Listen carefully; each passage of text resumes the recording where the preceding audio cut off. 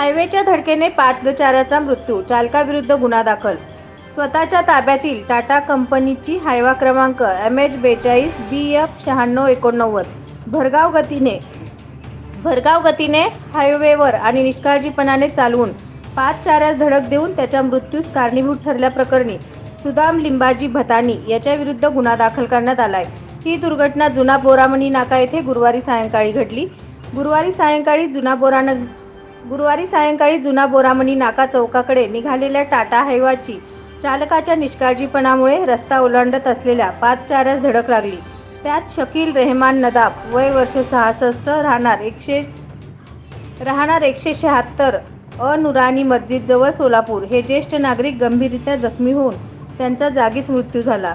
या प्रकरणी jail road police ठाण्याचे police constable Balaji Arun Gaikwad, buckle number 1667 यांनी चालक सुदाम लिंबाजी भतानी, वय वर्ष 43, राहणार गोडाळगाव, तालुका रेणापूर याच्याविरुद्ध फिर्याद दाखल केली. त्यानुसार सुदाम भतानी याच्याविरुद्ध मध्यरात्री गुन्हा दाखल करण्यात आलाय. पोलीस उपनिरीक्षक राठोड या गुन्ह्याचा अधिक तपास करत आहेत. SB न्यूज चॅनलला लाईक करा, शेअर करा, सबस्क्राईब करा.